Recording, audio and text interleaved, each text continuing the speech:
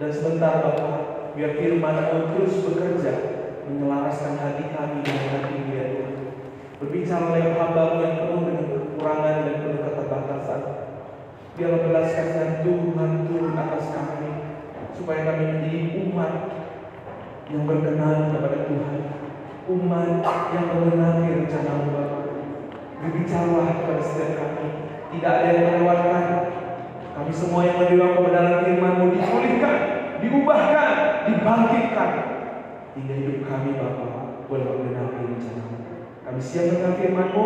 Bapak Ibu yang siap dengan firman Tuhan, bersama saya katakan amin. Silakan duduk. Salam. Senang sekali bisa belajar bersama-sama, berbakti bersama-sama. Kita masuk dalam khotbah kita dari Galatia minggu yang ke-27. Judul firman Tuhan pagi hari ini Bapak Ibu adalah tabur tuai. Kemarin kita belajar bersama-sama, manusia itu terjebak dalam hubungan transaksional. Hubungan transaksional itu dasarnya adalah salah memahami dalam memahami hukum tabur tuai. Mungkin Bapak Ibu sering mendengar perkataan seperti ini. Jika kita memberi banyak, maka kita juga akan menuai banyak berkat. Amin. Bapak Ibu setuju dengan pernyataan ini? Juga ada statement yang lain. Banyak berdoa, maka banyak mujizat. Betulkah demikian? Banyak berdoa, banyak mujizat. Sedikit berdoa, sedikit mujizat, gitu ya. Atau ada statement yang keempat, ikut Yesus pasti kaya, ikut Yesus pasti berhasil, ikut Yesus pasti sehat. Pernah mendengar seperti itu? Lalu ada statement yang terakhir, ya, ini lebih rohani Bapak Ibu, diambil dari 2 Korintus 5 ayat 17. Barang siapa ada dalam Kristus, ia adalah ciptaan baru. Jadi kalau kita jadi ciptaan baru, mobilnya baru, rumahnya baru, ya kan, bajunya baru, juga istrinya, jangan sampai ya. Ini adalah pernyataan-pernyataan Bapak Ibu yang lahir dari salah paham terhadap apa yang dinyatakan dalam ayat 7b. Karena apa yang ditabur orang, itu juga yang akan dituainya. Nah, apa sebenarnya makna dari hukum tabur tuai ini? Bagaimana selama ini kita memaknainya? Apakah statement-statement tadi juga menjadi statement kita, menjadi pegangan dalam hidup kita? Ya, kalau kita salah memahami hukum ini, maka kita akan terus terjebak dalam hubungan transaksional, baik dengan Tuhan, baik juga dengan sesama. Sehingga kita kembali kepada natur dosa kita. Kita akan jatuh dalam kesombongan dan kemunafikan. Nah, kita lihat Bapak Ibu, apakah Paulus mendukung ajaran-ajaran yang seperti di atas tadi? Karena kalau kita nggak melihat konteksnya, maka kita akan jatuh dalam pengertian yang salah. Salah satu pengertian yang salah Bapak Ibu, yaitu munculnya yang namanya teologi kemakmuran atau prosperity gospel, ya. Ajaran ini mengatakan alasan kita atau tujuan kita taat atau berbuat adalah untuk memperoleh hasil, ya. Mereka mengajarkan kita memberi persembahan, memberi perpuluhan untuk menerima pelipat gandaan berkat keuangan. Ya. Hukum tabur tuai juga bukanlah hukum karma Bapak Ibu. Banyak orang Kristen tidak bisa membedakan mana hukum karma dan mana hukum tabur tuai. Hukum karma berkata bahwa perputaran dosa itu sebab akibatnya, atau perputaran sebab akibat itu tidak tahu kapan ujungnya. Tapi hukum tabur tuai jelas. Alkitab mengajarkan bahwa dosa berawal dari Adam dan dipatahkan atau kita dibenarkan oleh Yesus. Hukum karma mengajarkan bahwa manusia menentukan nasibnya sendiri dengan perbuatannya. Tetapi hukum tabur tuai bahwa Allah sendiri yang berdaulat atas hidup kita. Hukum tabur tuai mengajarkan tiap perbuatan selalu dengan agenda dan tujuan timbal balik. Ada agenda di balik perbuatan baik. Itu istilahnya adalah sunem bonum. Sunem bonum itu bukanlah sebuah kebaikan kalau kita melakukannya supaya menerima kebaikan. Itu kebaikan yang palsu. Tapi kalau di dalam Kristus kita melakukan perbuatan baik, itu sebagai ungkapan syukur atas perbuatan Yesus yang begitu baik, penuh kasih kepada kita. Hukum karma mengajarkan tidak mengenal konsep pengampunan. Semua orang, kalau kamu hidupnya di kehidupan sekarang ini seperti ini, maka kehidupanmu di masa depan udah pasti seperti ini, gitu ya. Tapi hukum tabur tuai, Yesus adalah jalan pengampunan atas dosa manusia. Terakhir, hukum karma mengajarkan Tuhan tidak berdaulat. Yang berdaulat itu apa? Manusianya. Tuhan pun tidak berdaulat atas hukum karma. Ya, tapi hukum tabur tuai yang berdaulat itu adalah Tuhan. Dia yang pencipta alam semesta. Dia tetap menjadi pribadi yang berdaulat. Nah, ayat-ayat tabur tuai ini sering sekali digunakan Bapak Ibu di banyak ajaran gereja dan kekristenan untuk mengontrol orang lain, untuk mendapatkan keuntungan dari orang lain.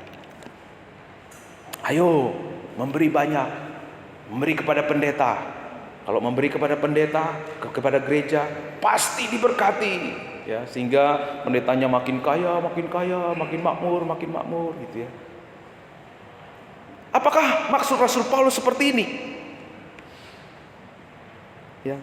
Orang-orang berusaha mengontrol umatnya dengan hukum tabur tuai. Hati-hati Bapak Ibu. Atau dengan hukum karma, menakut-nakuti. Nanti kita lihat bagaimana jemaat Galatia ini dikontrol oleh pengajar Judaisme dengan cara mengucilkan dan memuji mereka. Maka kita lihat waktu Paulus berbicara tentang hukum tabur tuai, dia sebenarnya berbicara bukan soal memberi, bukan soal keuangan kita, tapi Rasul Paulus berbicara tentang tabur tuai ini, berbicara tentang hal bertolong-tolonglah. Minggu yang lalu kita sudah belajar bahwa Tuhan memanggil kita bukan hanya bersosialisasi. Kita ini bukan organisasi, tapi kita ini organisme.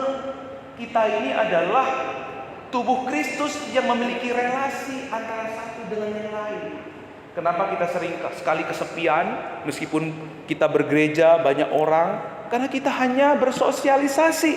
Tapi kalau saudara memiliki relasi, 2-3 orang pun, Bu Yuni sama Bu Risma, 2 orang pun akan ramai. Kenapa? Ada relasi. Tapi kalau nggak ada relasi, sepi Bapak Ibu. Tuhan mau kita memiliki relasi. Karena itu, ya, kemarin kita belajar, kita harus memiliki hubungan kasih. Hari ini kita juga belajar bagaimana kita supaya bertolong-tolongan itu jangan salah paham dengan hukum tabur tuai. Kita bisa terhubung satu dengan lain dengan kasih Bapa. Kita bisa menanggung beban kita bersama-sama dengan kasih Bapa. Kita bisa menjadi murid Kristus, saling memuridkan satu dengan yang lain. Kita bisa bertolong-tolongan memenuhi hukum Kristus, ya. Ini adalah hukum tabur tuai. Di sini berbicara tentang bagaimana kita bertumbuh dalam komunitas orang percaya. Kita baca di ayat yang ke-6, dan baiklah dia yang menerima pengajaran dalam firman, membagi segala sesuatu yang ada padanya dengan orang yang memberikan pengajaran itu. Bagaimana supaya kita tidak salah paham dengan ayat hukum tabur tuai? Kita harus mengerti bahwa yang diajarkan oleh Paulus, yang ingin disampaikan oleh Paulus kepada kita,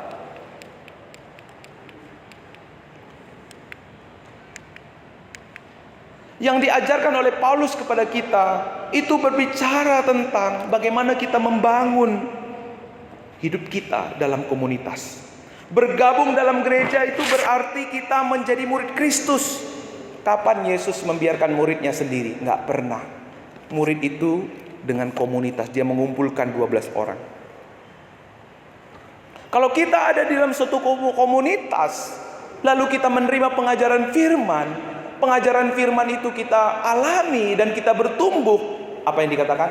Membagikan segala sesuatu. Ini dalam bahasa aslinya, Yunaninya adalah koinoneo. Artinya persekutuan, komunitas yang saling mendukung satu dengan yang lain. Jadi konteks Paulus berbicara tentang tabur tua itu, konteksnya adalah komunitas orang percaya. Kita ini adalah komunitas orang percaya. Kita ini adalah tubuh Kristus. Tapi tubuh Kristus, tubuh itu terdiri dari beberapa organ. Organ itu terdiri dari sel-sel. Secara menyeluruh kita di tubuh Kristus, tapi kita butuh komunitas-komunitas kecil untuk kita bisa saling menolong dengan maksimal. Untuk kita bisa membangun dengan maksimal. Tapi ingat, waktu kita melayani dan saling menolong di dalam satu komunitas, ingat, kita harus menerima apa? Pengajaran. Dalam bahasa asli, pengajaran itu katekismus atau katekisasi gitu ya. Apa artinya katekisasi? Itu artinya adalah pengajaran yang sehat. Sebelum kita melayani, sebelum kita menolong satu dengan lain, harus didasari oleh apa Bapak Ibu? Pengajaran yang sehat. Mengapa kita menabur? Harus tahu alasannya. Benih apa yang kita tabur? Harus tahu apa itu benihnya. Untuk apa kita menabur? Harus tahu, bukan hanya sekedar saling menolong, bukan hanya sekedar saling menabur benih. Jadi mengapa kita menabur? Yang jelas Bapak Ibu, bukan untuk menerima hasil seperti yang diajarkan oleh teologi kemakmuran. Kalau kita memandang bahwa ayat tabur tuai tadi sebagai alat transaksional, maka kita akan jatuh dalam dosa yang sama. Nah, kalau kita salah mengerti, kita menjadikan pelayanan kita, saling menolong itu sebagai alat transaksional, sebenarnya kita masih ada di bawah kuasa kutuk dosa. Ya. Jadi apa pemahaman John MacArthur, seorang teolog baptis, Bapak Ibu? Orang Kristen hanya mempunyai 2 ladang dapat ditaburi, yaitu ladang daging dan ladang roh. Inilah hukum ilahi. Anda menuai apa yang Anda tabur jika Anda menabur dalam roh. Anda akan menuai kehidupan jika Anda menabur dalam daging, dan Anda akan menuai kebinasaan. Jadi ada 2 ladang. John MacArthur bilang, Bapak Ibu, kalau bicara tentang benih, itu sebenarnya kita berbicara tentang apa? Motivasi dan perbuatan apa yang kita lakukan. Itu benih. Lalu ladang itu berbicara tentang itu menurut daging atau menurut roh.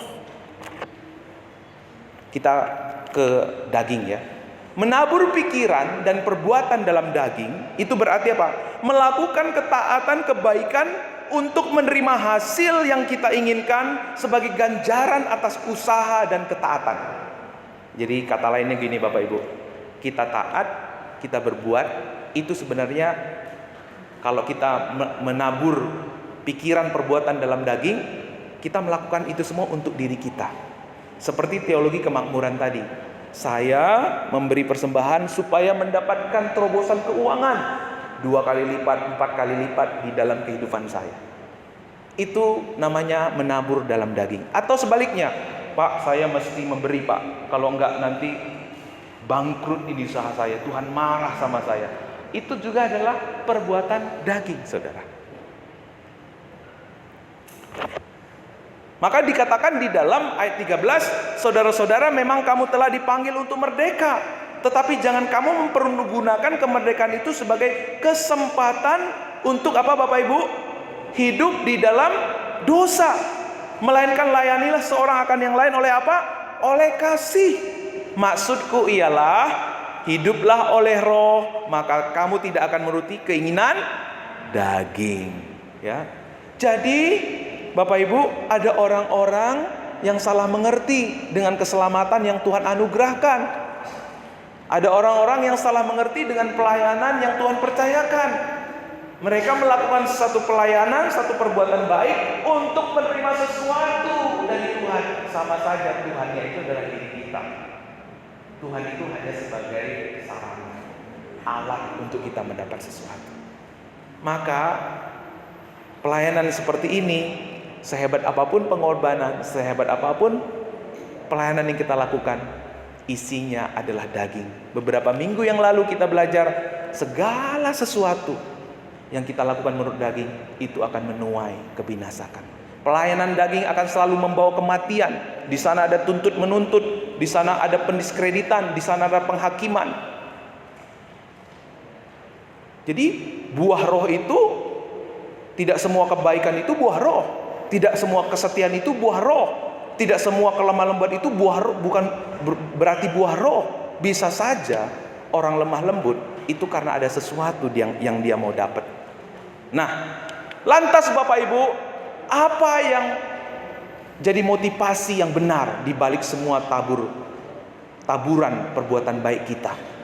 Mengapa kita berbuat baik? Perhatikan Bapak Ibu, perbuatan baik merupakan buah tetapi bukan akar, bukan pondasi. Perbuatan baik itu adalah bukti bahwa kita telah mengalami kasih Kristus, kita dipimpin oleh Roh Kudus di dalam hidup kita. Tuhan mau kita menabur apa yang kita terima dengan motivasi, tujuan, cara, kekuatan dari Tuhan. Jadi kalau kita melayani, kita taat, kita berbuat baik, motivasinya dari siapa? Dari Tuhan. Caranya dari siapa? Dari Tuhan. Kekuatannya dari siapa? Dari Tuhan.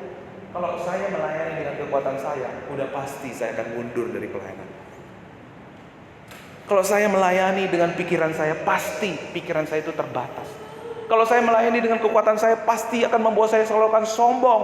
Khotbah saya hari ini adalah isinya adalah penghakiman terus. Kamu begini, kamu begini, kamu begini, saudara. Kenapa? Dasarnya daging. Daging itu akan membawa kematian. Maka saudara, kita harus melihat bagaimana menabur pikiran dan perbuatan dalam roh. Menabur pikiran dalam perbuatan, menabur benih dalam roh itu artinya kita melakukan ketaatan. Kita melakukan kebaikan bukan untuk memperoleh hasil, melainkan sebagai apa Bapak Ibu? Sebagai ungkapan syukur atas perbuatan dan ketaatan Yesus.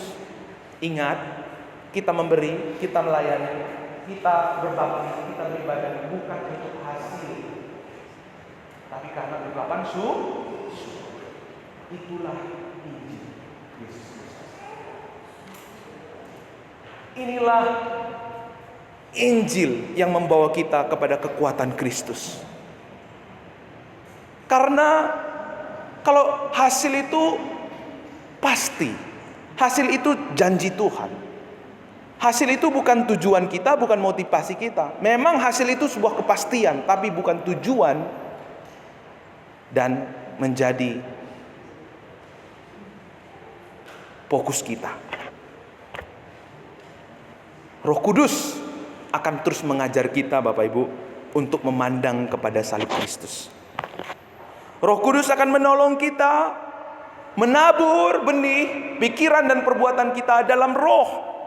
Ia akan mengingatkan kita, menyadarkan kita, kita ini bukan siapa-siapa, tapi Tuhan pilih kita. Kita ini enggak benar, tapi Tuhan menguduskan kita.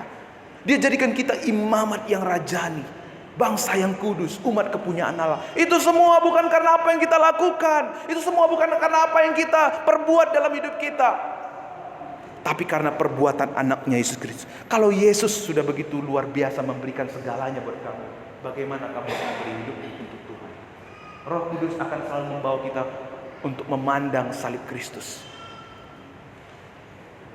Kasih, kebenaran, berkat terbesar, mujizat terbesar, keselamatan yang tiada tara, penerimaan yang tertinggi, penghargaan yang termulia, kasih yang melimpah sudah dicurahkan bagi kita. Maka bagaimana seharusnya kita hidup di hadapan Allah? Itulah menabur di dalam Injil. Waktu saudara tergoda untuk menjelek-jelekkan seseorang, Roh Kudus akan mengingatkan, pandang salib Kristus. Emang kamu sudah cantik, udah keren, udah baik. Kamu juga diterima Yesus bukan karena kebaikanmu, bukan karena kecantikanmu. Pantas gak kamu jelek-jelekin orang? Hati kita akan luluh, Bapak Ibu. Itu adalah suara gembala yang lemah lembut. Kalau agama mengajarkan gini, apa-apaan kamu? Kamu mau menjelekin orang, kamu aja jelek. Lihat tuh dirimu, lihat kaca, ngaca, jelek kan? Gitu kan? Itu hukum agama. Tapi hukum Kristus, hukum Injil, lihat salib Kristus. Kamu jelek memang, tapi Tuhan terima kamu. Pantas gak kamu jelek-jelekin orang? Oh iya Tuhan. Itulah suara sang gembala kita. Ia mengajar kita dengan penuh kelemah lembutan. Jadi Bapak Ibu, kalau kita menabur pikiran dalam daging, maka akan membuahkan perbuatan daging. Jika kita lebih suka mendengar perbuatan jahat orang, kejelek-jelekan orang, akan menghasilkan tindakan yang jahat juga. Lihat apa yang dikatakan oleh John Stott. Menabur pikiran, menuai perbuatan. Menabur perbuatan, menuai kebiasaan. Tabur kebiasaan, tuai karakter. Menabur karakter, menuai jalan hidup. Jadi Bapak Ibu, apa yang kita tabur, pasti kita tuai. Kalau kita menabur dalam daging, pasti hasilnya daging. Tapi kalau kita menabur dalam roh, pasti kekekalan yang akan kita tuai di dalam hidup kita. Sekarang pertanyaannya Bapak Ibu, benih apa yang selama ini kita tabur di gereja kita? Pertanyaannya Bapak Ibu, benih apa selama ini yang kita tabur di keluarga kita? Pertanyaannya bukan mengapa Tuhan keluargaku gak bertumbuh. Pertanyaannya bukanlah mengapa gerejaku gak bertumbuh. No. Pertanyaannya benih apa yang selama ini kita tabur di gereja kita, di keluarga kita? Apakah pelayanan itu hanya show up? Maka kalau kita melayani itu hanya show up, anak-anak kita juga akan menderita. Apakah pelayanan itu hanya untuk kita menerima nama baik? Maka anak-anak kita juga akan menuai, kita akan menuai dari kehidupan anak-anak kita. Dia akan sibuk dengan nama baiknya, sibuk dengan pengakuan manusia. Apakah pelayanan yang kita bangun hari ini adalah pelayanan yang gila hormat seperti minggu yang lalu? Tidak heran, generasi di bawah kita pun akan menjadi orang-orang yang gila hormat, Bapak Ibu. Pak, hari ini nggak bisa pelayanan ya Pak, karena lagi sakit, padahal lagi nonton drama. Anak-anakmu melihat, anak-anakmu menyaksikan. Oh, gitu ya Pak orang Kristen ya. Anak-anak kita itu adalah metal detektor yang paling canggih. Dia akan meniru papanya, dia akan meniru mamanya.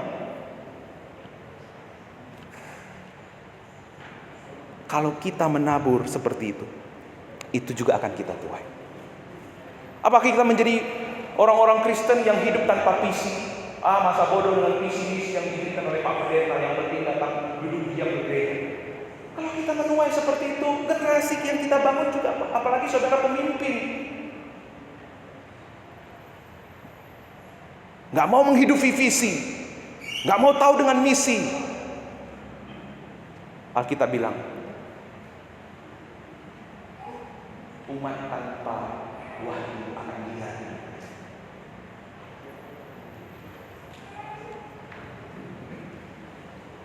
Kalau kita menjadi orang yang suka cari alasan, generasi yang kita bangun juga akan suka cari alasan.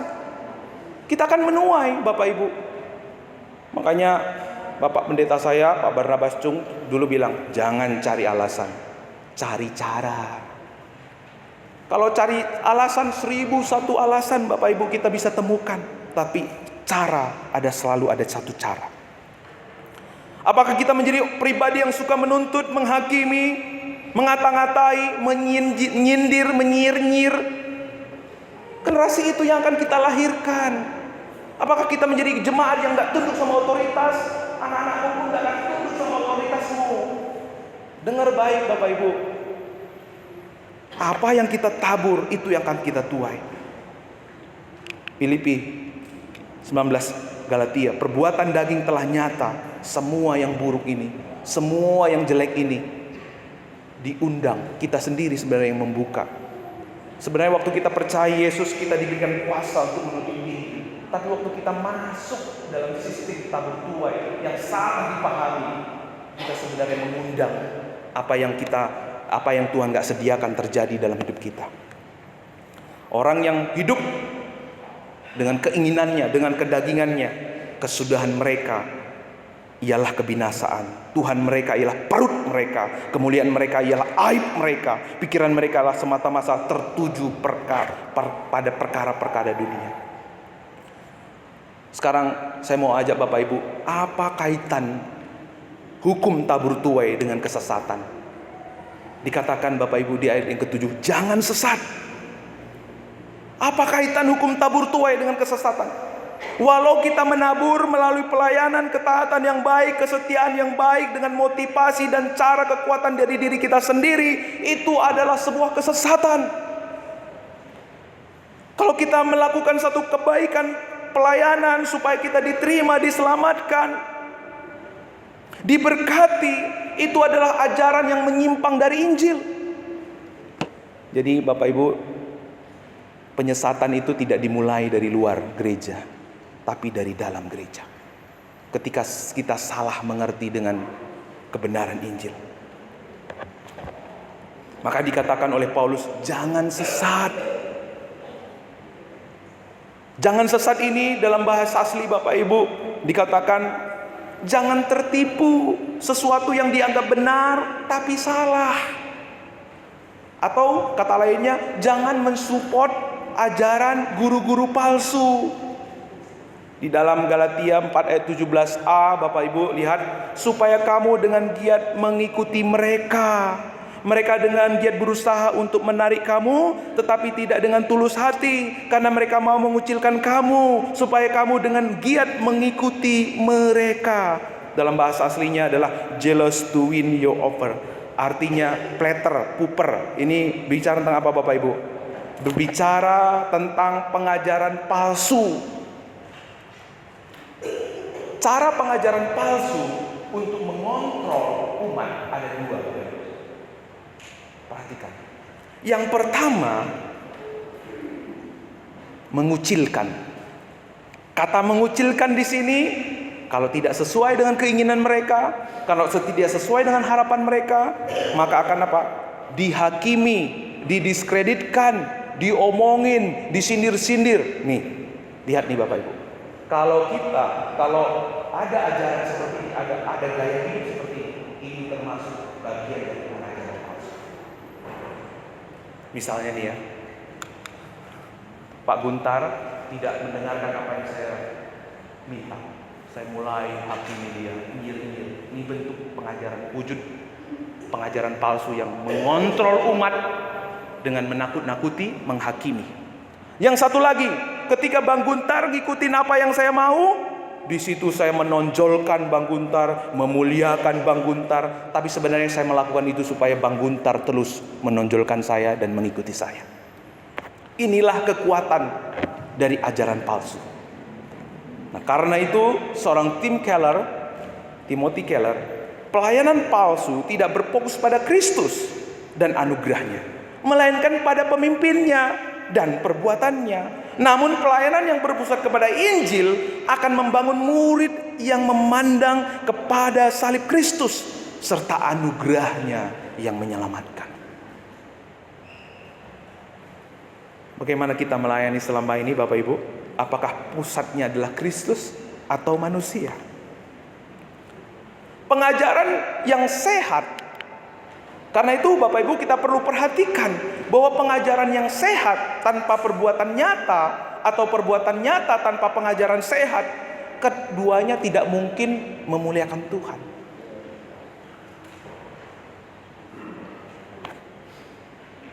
Orang yang hanya ngerti teologi, tahu tentang pengajaran tapi tidak melakukannya, itu akan menjadi Farisi.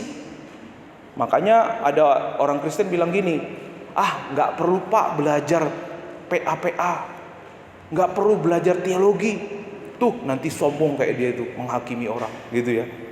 Jadi orang antipati. Nah, tetapi saudara, pelayanan tanpa pengetahuan juga akan sembrono. Tidak ada dasarnya, tidak ada kekuatannya.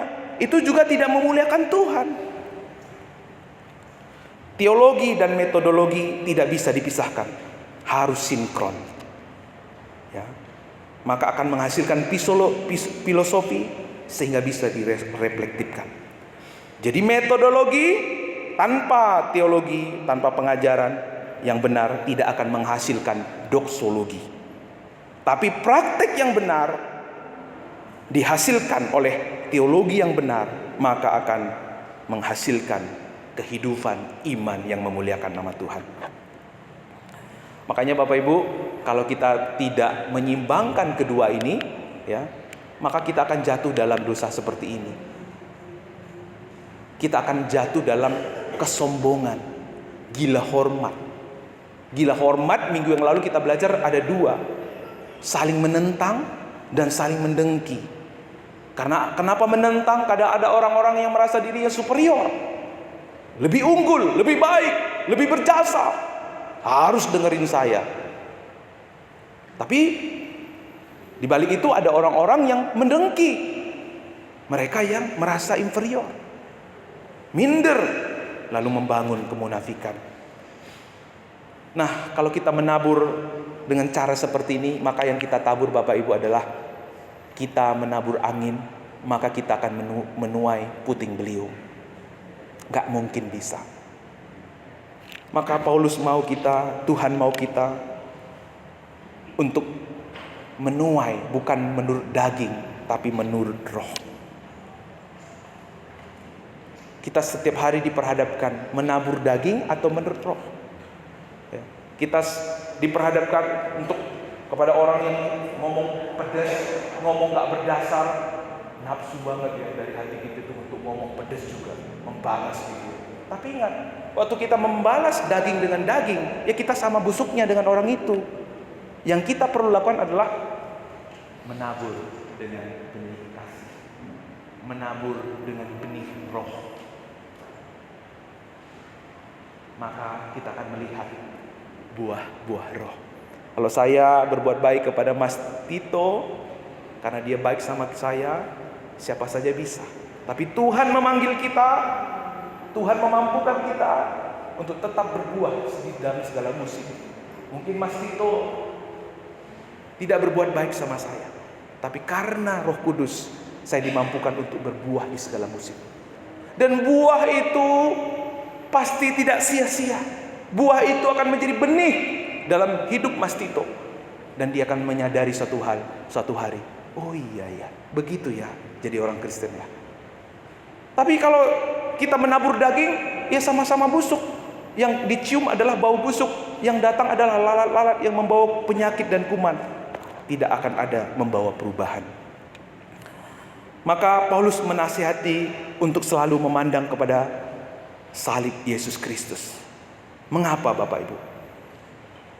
Karena siapa yang berinisiatif lebih dahulu menabur? Karena di kayu salib kita melihat siapa pribadi yang pertama kali menabur di dalam kehidupan kita. Karena di kayu salib kita memandang siapa yang menabur kebaikan, menabur pengharapan, menabur segala yang baik di dalam kehidupan kita. Karena di kayu salib kita memandang siapa yang memberikan kita anugerah yang lebih dahulu menunjukkan kasih kepada kita. Maka dikatakan dalam Roma 5 ayat 8 saudara, akan tetapi Allah menunjukkan kasih-Nya kepada kita bukan pada waktu kita sudah duduk di ruangan ini, bukan pada waktu kita mengatakan Yesus itu Tuhan, bukan pada waktu kita melayani, tapi pada waktu kita masih hidup di dalam dosa kita. Dia menabur benih ilahi itu untuk kita mengecap anugerah-Nya yang membawa kita keluar, mengalahkan segala dosa yang merintangi kita. Yesus adalah penabur yang sempurna. Dia telah memberikan hidupnya demi menebus dosa kita, agar kita memiliki hubungan yang dipulihkan dengan Allah yang dirusak selama ini karena dosa. Ia menanggung penghukuman dosa-dosa kita di dalam diri anaknya Yesus Kristus. Kita yang miskin, kita yang harusnya binasa, dibuatnya menjadi kaya oleh kemiskinan anaknya. Kristus itu adalah upah dan pahala kita. Dia adalah mujizat terbesar kita. Saudara, agama mengatakan dapat hidup dengan dapat hidupmu dengan amal ibadah. Dapati hidupmu dengan amal ibadah dan dengan melakukan perbuatan baik. Orang yang tidak percaya, Tuhan berkata, hidupilah hidupmu semaunya. Tapi Yesus berkata, hidupku aku berikan kepadamu. Dia adalah berkat, mujizat terbesar kita dalam semua aspek kehidupan kita. Dia memberi kita sumber damai, sumber sukacita. Dia memberikan gairah dalam hati kita untuk mengasihi dengan motivasi yang selaras dengan hati Allah. Sehingga kita peka terhadap kebutuhan sekeliling kita, peka terhadap kebutuhan saudara seiman kita. Kita diingatkan bahwa segala sesuatu adalah titipan. Segala sesuatu yang kita punya ini ada titipan. Kita dipercaya untuk mengelola bagaimana titipan ini menjadi berkat, menolong sesama kita, terutama saudara kita seiman. Minggu yang lalu kita belajar kenapa harus saudara seiman. Karena kalau berbuat baik kepada orang yang ada di gerbong kereta yang lagi menginjak kaki kita, kita bisa berkata, Mas, maaf ya, kaki saya masih dipakai, tolong kakinya diangkat. Masih bisa seperti itu. Tapi bagaimana kalau orang yang menginjak kaki kita itu adalah orang yang selama ini kita kasihi, kita perhatikan, kita tolong, apakah kita tetap menunjukkan kasih kepada dia? Sebab kalau kita hanya berbuat baik kepada orang yang baru ketemu di luar sana, kasih dan kebaikan kita itu gak teruji. Siapapun bisa melakukannya. Tapi mampukah kita mengasihi orang yang mungkin mengata-ngatai kita adalah orang yang kita pernah angkat hidupnya, kita doakan selama ini? Kalau kita bisa mengasihi dan kita berbuat baik, itulah kasih yang teruji. Dan itu yang terjadi di jemaat mula-mula. Mereka menjadi komunitas yang kompak, harmonis, sehingga Alkitab berkata Tuhan menambahkan kepada mereka jumlah dari bilangan yang ada.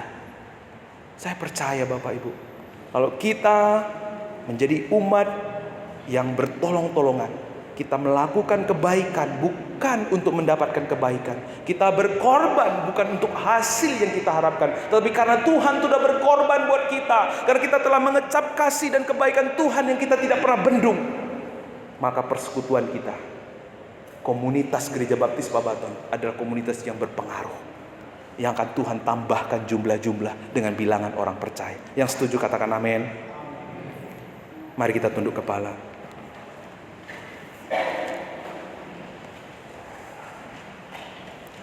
Pertanyaan untuk kita renungkan pagi hari ini. Benih apa yang kita tabur selama ini? Apakah kita menabur pikiran dan perbuatan kita di dalam daging atau di dalam roh?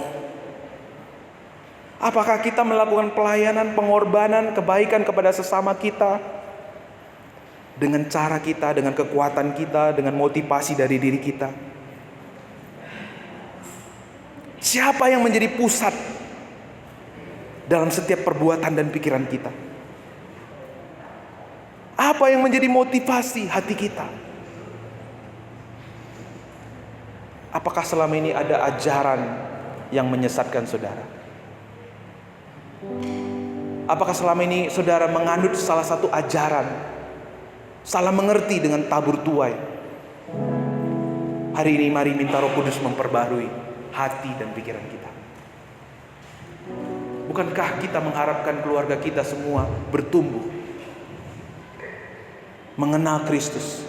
Bukankah kita mengharapkan gereja kita maju, menuai banyak jiwa-jiwa? Tapi pertanyaannya bukan mengapa orang itu seperti ini, orang ini begitu. Bukan itu pertanyaannya. Benih apa yang selama ini saya tabur dalam hidup saya? Apakah saya melayani dengan pikiran saya? Apakah saya berbuat dengan cara saya, dengan kekuatan saya? Cara kita terbatas, pikiran kita sempit, maka kita akan selalu menemukan jalan buntu. Tapi biarlah mulai hari ini kita sama-sama bertobat.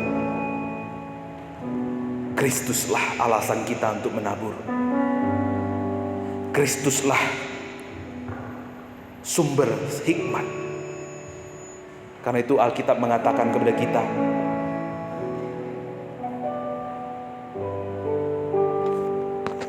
taruhlah diri kita dalam pikiran Kristus dan perbuatannya. Mari kita bertobat dari pusat pada diri kita sendiri, bergantung kepada pengertian kita. Mari bersama-sama kita memandang Sang Penabur sejati, yang oleh taburannya kita menerima keselamatan dan pengampunan dan penebusan. Terima kasih Tuhan Yesus. Berbicaralah kepada setiap kami Tuhan, tidak ada yang terlewatkan. Biar kami menabur dalam roh dan kebenaran-Mu. Setiap pikiran dan perbuatan kami tidak lagi bersumber kepada kedagingan, pengertian, keinginan manusia, tapi semua bergantung kepada pimpinan Roh Kudus-Mu yang mengarahkan mata kami kepada salib Kristus. Amin. Kulihat mulia Bapa-Ku dalam Kristus Yesus, semakin ku memandangnya, makin Dia puaskan. Bumi indahnya dan lihat kehendaknya, ku tatap ke surga, mulianya bagianku. Bersama-sama.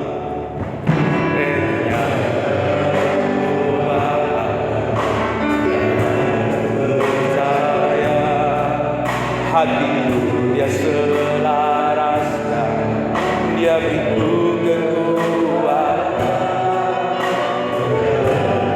Ikut Yesus meski ku tak mengerti, Tuhan bekerja, mulianya Bapa. Terus bersama-sama kita serukan, baginya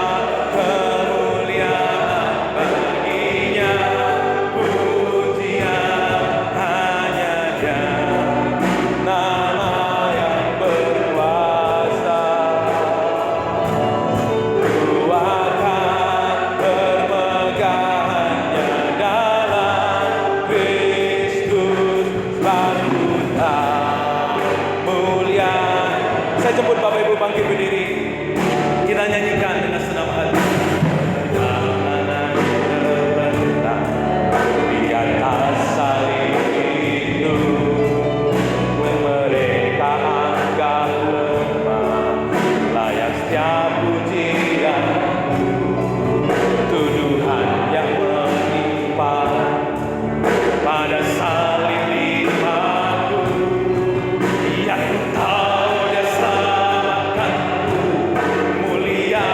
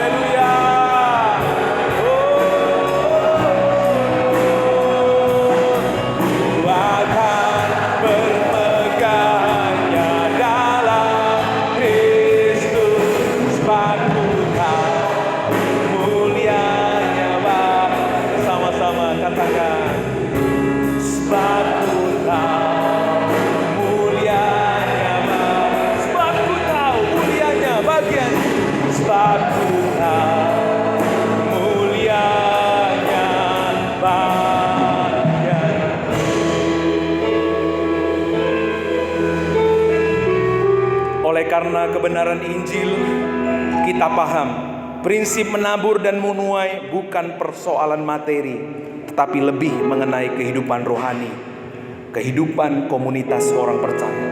Kebenaran Injil kita sadar perbuatan dengan pengajaran sehat menghasilkan kehidupan yang memuliakan Tuhan. Oleh kebenaran Injil kita mengerti bahwa segala sesuatu adalah titipan, maka Tuhanlah yang menjadi pusat dan dorongan di dalam hati dan pikiran serta perbuatan kita. Kebenaran Injil memampukan kita memiliki motivasi menabur perbuatan baik, bukan untuk upah atau imbalan, melainkan Kristus yang menjadi berkat terbesar, mujizat terhebat, dan pahala tertinggi di dalam kehidupan kita. Bapa, hamba-Mu sudah selesai berkata-kata, tapi aku tahu Roh Kudus-Mu berbicara terus-menerus dalam hati sanubari kami. Ketika Injil, kabar baik diberitakan, kuasa-Mu dilepaskan, mentransform setiap hati kami, menyelaraskan hati kami kepada salib Yesus Kristus. Dan mulai hari ini kami proklamasikan, Jemaat Gereja Baptis Babaton adalah jemaat yang menabur benih dalam roh. Setiap pikiran dan perbuatan kami selaras dengan hati dan pikiran Kristus.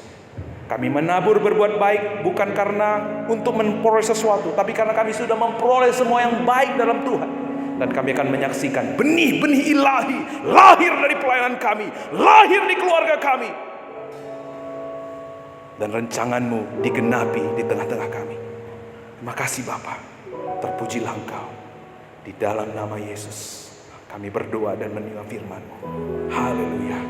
Amin. Silakan duduk. Tuhan Yesus memberkati.